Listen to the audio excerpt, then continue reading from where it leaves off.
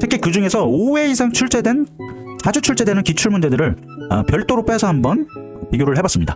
그렇게 돼야 정말로 자주 출제되는 것이 뭔지 우리가 더 와닿게 되겠죠? 그것이 좀 더 정확한 출제 빈도가 될 수도 있고요. 그랬을 때에 기계공학이 48%나 차지한다라는 거죠. 다른 그 제외한 그 과목들이 52%인데 이 내부에는 많은 과목들이 있어요. 산업안전 일반이나 아니면 법령이나 이런 내용들이. 하지만 기계공학 단일 파트로 48%라는 것, 거의 반 정도가 되죠. 즉 기계공학 파트 학습 정도가 합격을 좌우한다고 할 수 있습니다. 그래서 이 특강이 더욱더 중요한 거예요. 자, 다음은 제가 이번에 특별하게 야심차게 준비한 마인드맵입니다. 이 자료를 가지고 기계공학 파트의 중요 그 주제들, 과목들, 그리고 기출을 한번 분석을 해볼게요. 이 자료가 얼마나 가치가 높은지 아세요?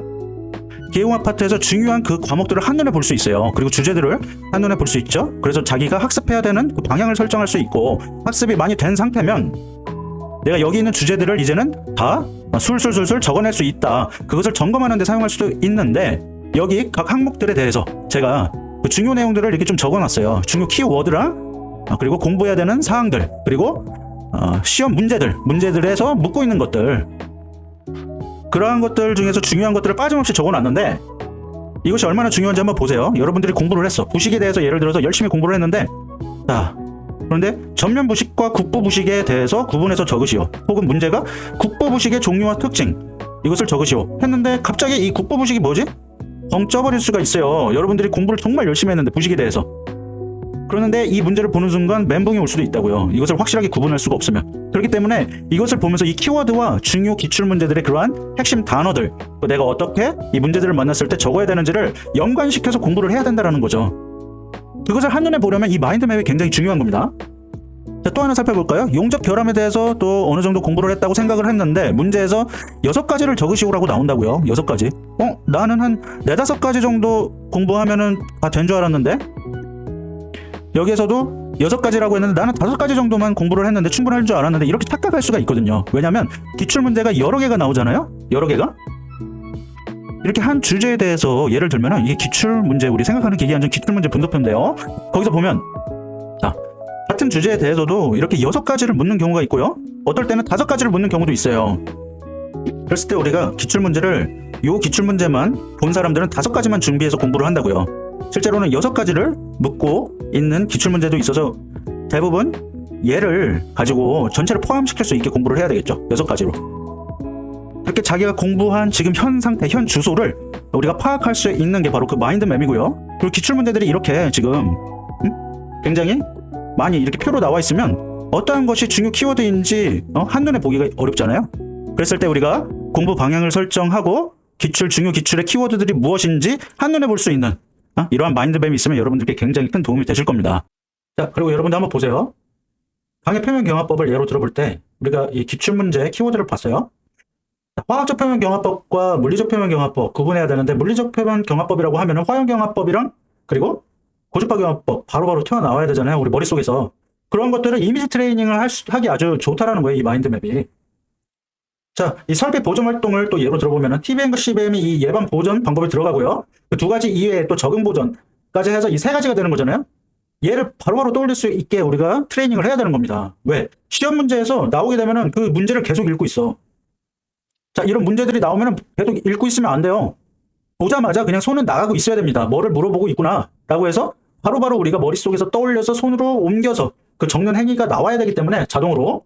그래서 이 마인드맵을 이용한 그 자기가 학습한 것의 방향 설정, 그리고 그 이미지 트레이닝, 그 방법이 아주 유효하다라는 거죠.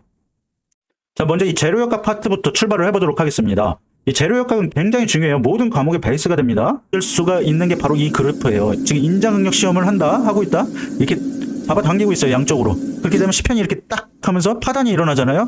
몇 번 회전이나 진동, 자극을 주었을 때 파단되느냐, 그것을 보는 겁니다. 그래서 결국에는 자, 수많은 그러한 반복 횟수에 왔을 때 손을 쳐내는 그러한 방법의 방어장치고요.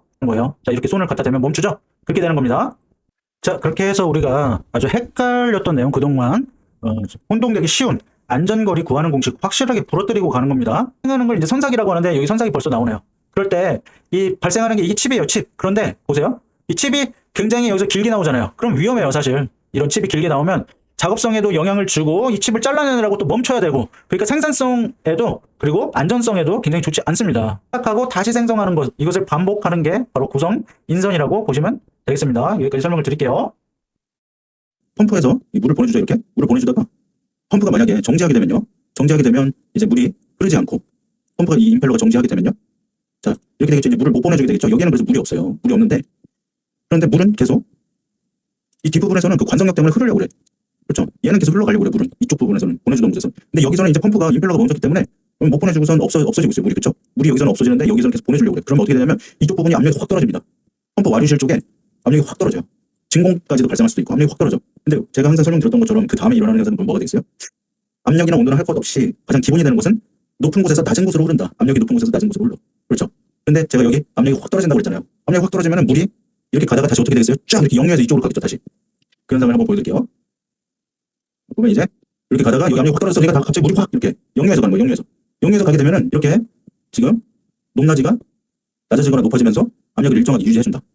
그게 바로 서지 탱크의 역할입니다. 자, 여기서 보면은 이렇게 없을 때는 낮아져서 여기를 압력 좀 높여주고, 여기 압력이 너무 높아지면 다시 올라가. 얘는 올라가면서 여기 압력을 좀 떨어뜨려주고, 이런 역할을 계속하는 게 바로 서지 탱크입니다. 그래서 여기서 미리 설명을 드리는 거예요. 희생 양극법은 그럼 뭐가 되는 거예요? 정유기에 보호하고자 하는 제품은 마이너스 극에 연결해주고, 희생시키고자 하는 제품은 이렇게 얘를 플러스로 소모성 금속을 만들어줘서 이 방식 전류가 이 강제적으로 흘러가게 하는 거예요. 이 파란색이 흘러가면서 얘가 이제 부식이 되는 것을 막는 겁니다. 두 개의 기어가 이렇게 간섭이 발생하잖아요. 그러면서 여기가 깎여 나간다고요. 그래서 이 뿌리 부분이 아주 약하게 되는데, 이렇게 후퇴시켜서 이 공간을 만들어주는 거, 바로 그게 전위 기어입니다. 전위 기어.